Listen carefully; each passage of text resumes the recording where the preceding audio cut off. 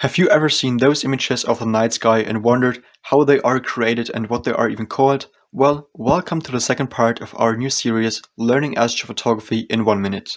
These images are called Startrails. They are long exposure shots of the night sky that capture the apparent movement of the stars. This effect is created by the Earth's rotation.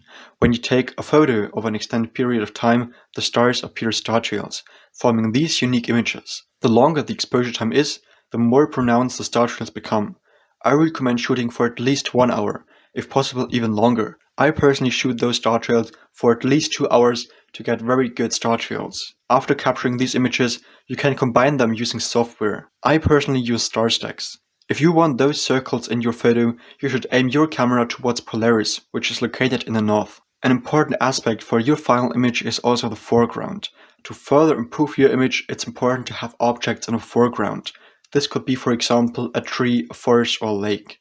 If you have any more questions about Startrails, feel free to leave them down below in the comments. If you found that video helpful, please consider subscribing to my channel, and until next time, clear skies, Felix.